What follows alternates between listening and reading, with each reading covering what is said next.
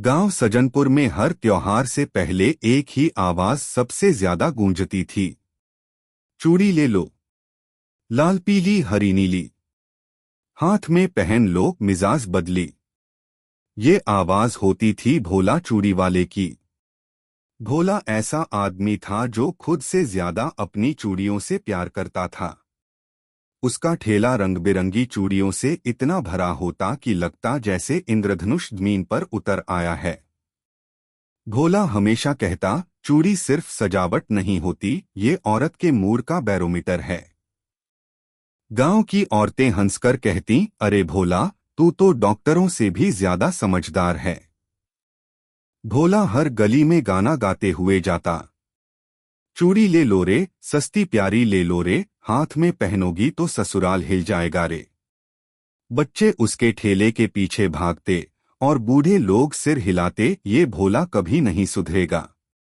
एक दिन भोला के मन में शरारत सूझी। उसे लगा कि वही बार बार वही आवाज लगाते लोग बोर हो गए हैं। उसने ठेला सजाया और सोचा, आज कुछ नया करता हूं जो पूरे गांव को हिला दे। उसने अपने ठेले पर एक पुराना स्पीकर लगाया जो किसी बारात से बचा था।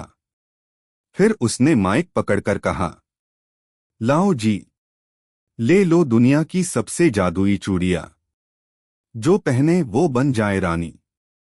पूरा गांव चौंक गया। जादुई चूड़ियां? औरतें दौड़ती हुई आईं, बच्चों को पकड़ते हुए बोलीं, चल भाग, भोला नई चीज लाया है। भोला ने डायलॉग मारा, देखो बहनों, ये चूड़ियां पहनते ही आदमी तुम्हारे हाथ से झाड़ू नहीं छीन पाएगा। और सास भी बोलेगी, वाह क्या बहू है।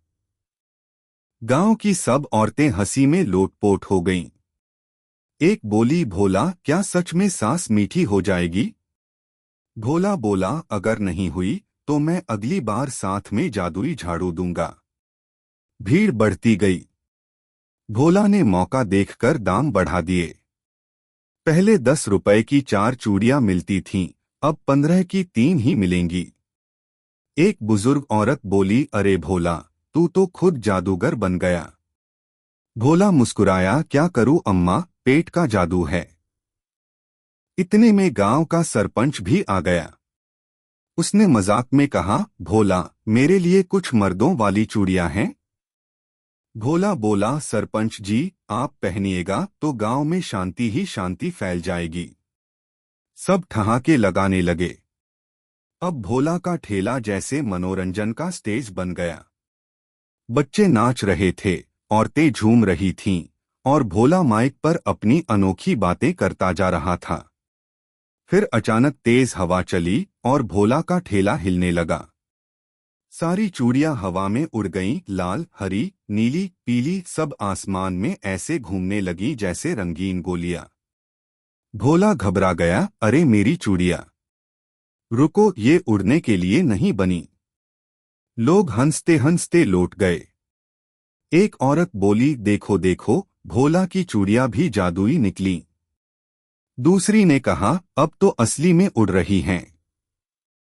भोला दौड़ दौड़कर चूड़ियां पकड़ने लगा, लेकिन हवा इतनी तेज थी कि कुछ तालाब में गिर गईं, कुछ पेड़ों पर अटक गईं।